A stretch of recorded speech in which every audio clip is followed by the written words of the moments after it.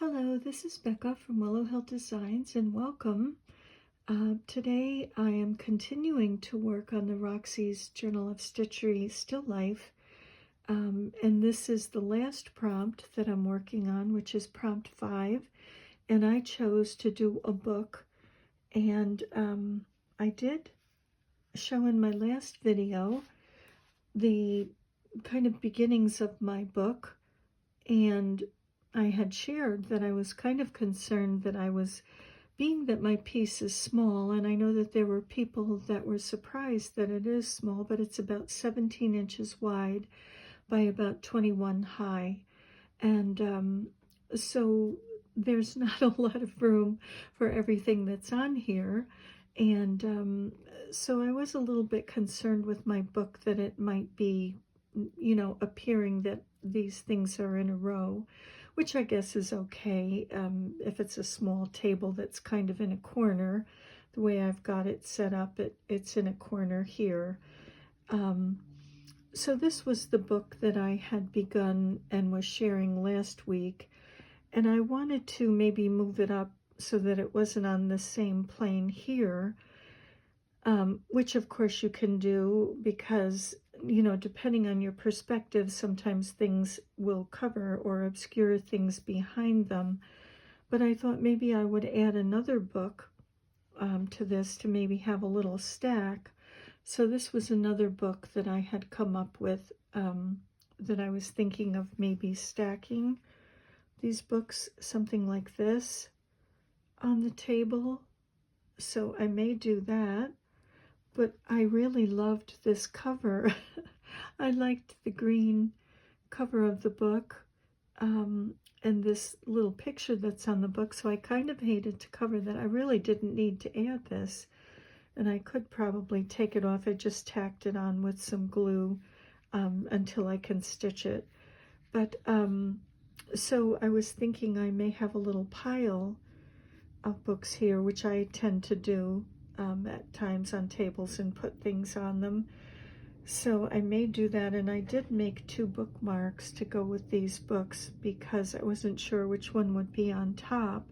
So I think this gold bookmark will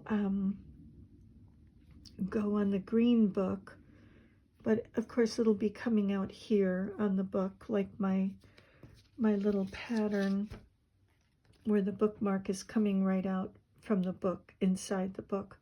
So I'll have to make a slit on one of these, but one will have a gold and one will have a red bookmark. I think the blue one will have the red bookmark.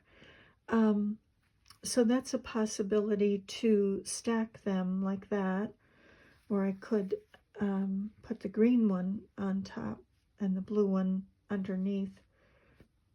Do something like that. I don't know. Or also I could do something like this, or let's see, maybe like this and like this, so that this book is kind of resting, the blue book is resting on the green one and kind of engaging the T here.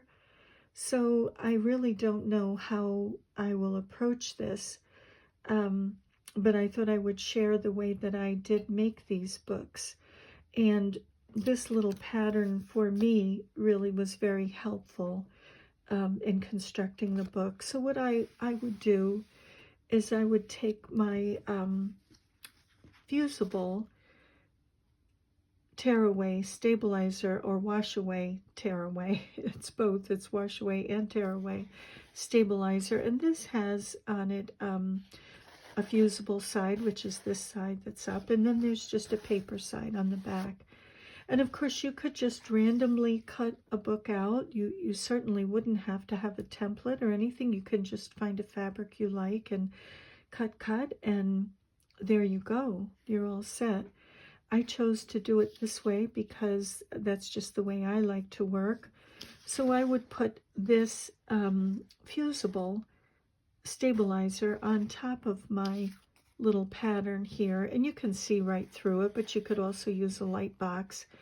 And so if I was tracing that little center square that I wanted to put a design on the book, I would put the fusible side up because whatever I see here is what I will see on my fabric. There's nothing that is reversed. If it's on the fusible side, that's what you'll see. So I would trace that on there, and then I would cut that out on the line. Right on the line, I would cut it out. And I use this for many different things, the stabilizer. This happens to be Floriani, and I really like it. It's very nice, not too heavy or thick. So you would have a piece like that. And again, this is your fusible side up here. And then I would take that. This is just a random piece of fabric that I chose left over from a quilt that it was cut off the back.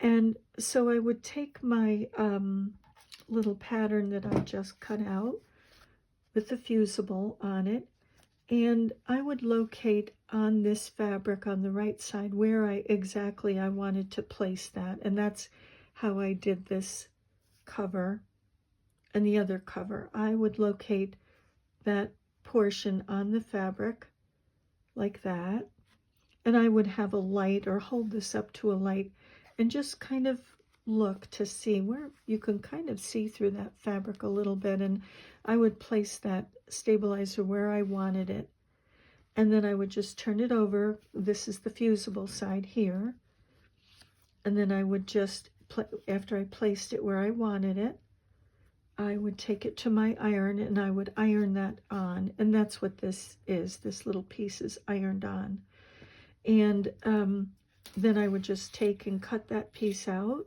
leaving about 1/4 inch seam allowance. It just depends. You can, do whatever you'd like.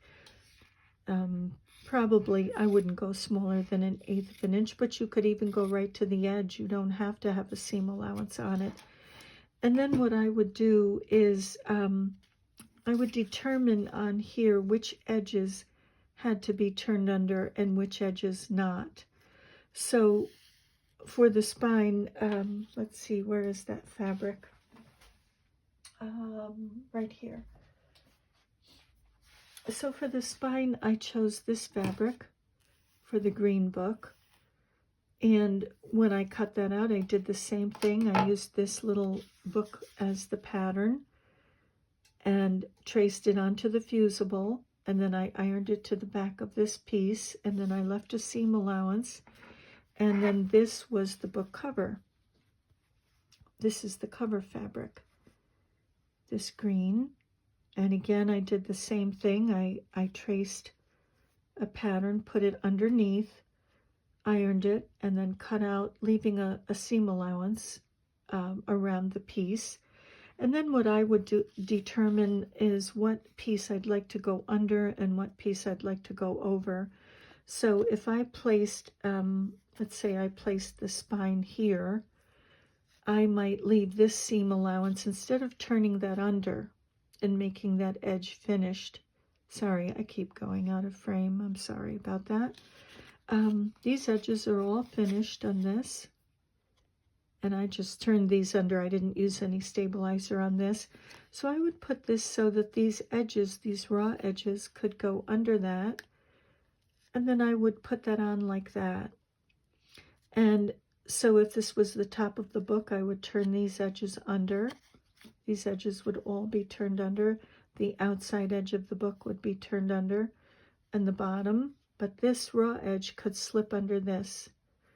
And it would be the same thing for the book pages. What I would do here is I would leave this edge of these pages raw. I wouldn't turn that under. And I wouldn't turn these edges under of the book page. I would cut out again 1/4 inch beyond the book pages here. And I can show you here, or here on this one, I guess you could see it better. I would cut out beyond the pages here and leave 1/4 inch here and 1/4 inch here. I would leave these raw edges and just slip it under here. Same thing here, slip the raw edges under here, under this turned edge. And then the bottom of the book and the side of the book pages, I would turn those under. Same thing with the book. this would be turned, this would be turned, this would be turned, but this could be left raw and slipped under the spine.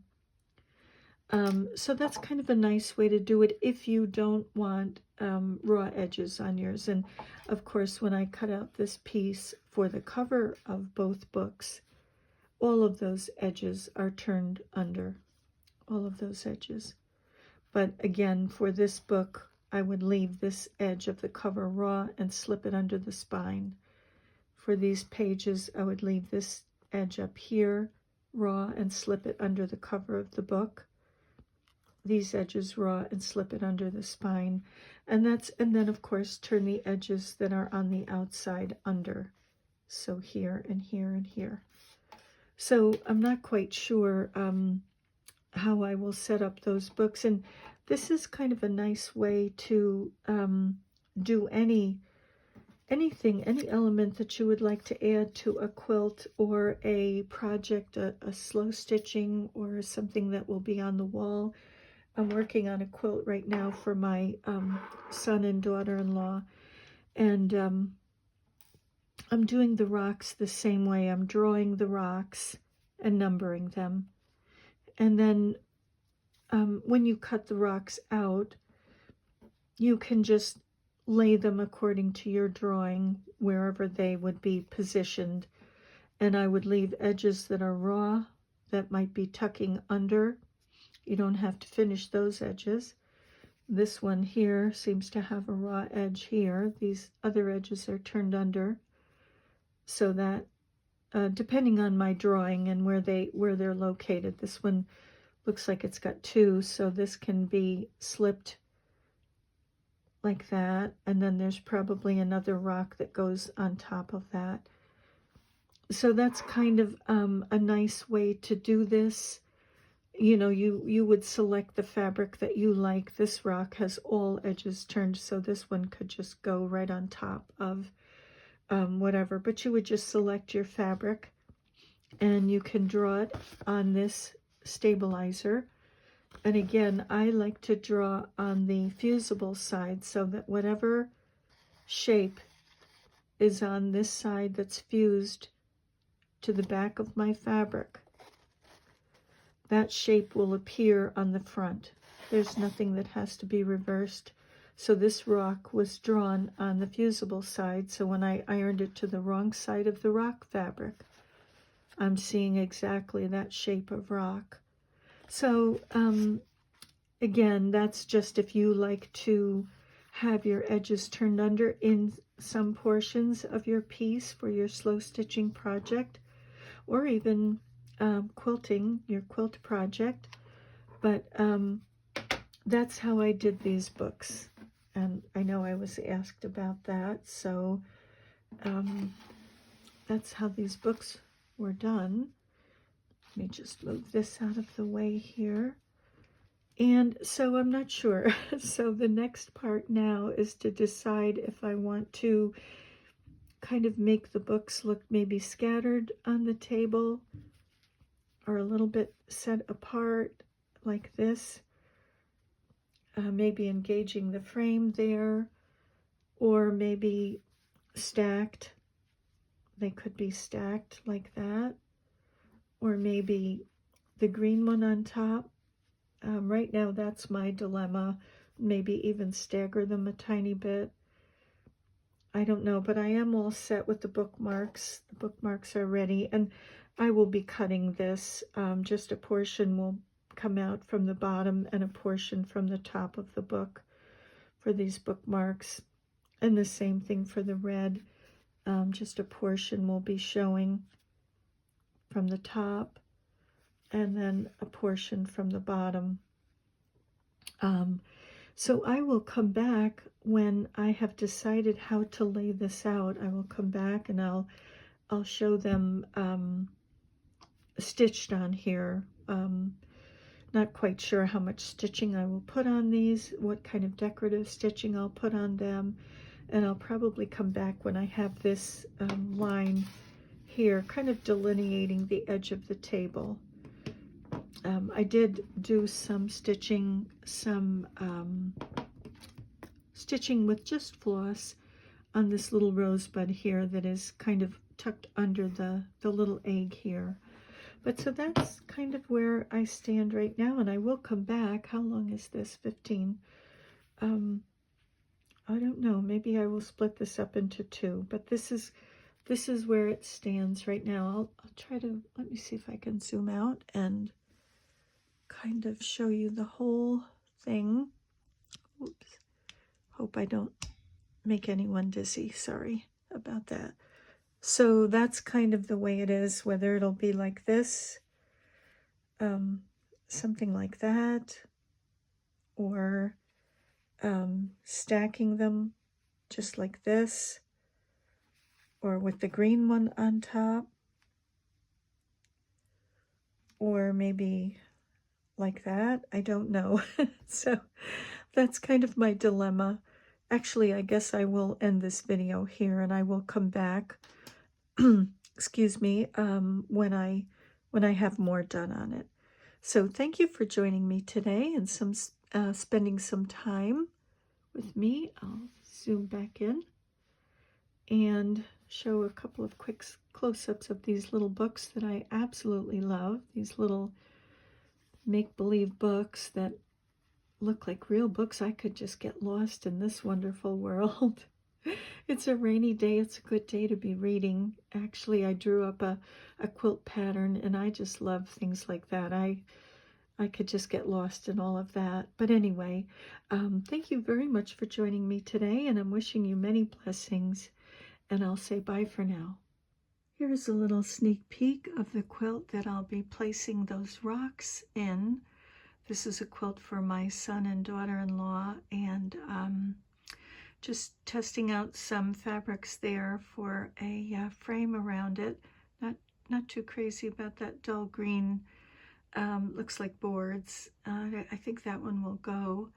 But this is where the rocks will be placed, and I'll be doing a little series on this quilt just to show how different elements are constructed and how I constructed the log cabin. But just a little peek, sharing some of my fun while working on my slow stitching. Again, bye for now.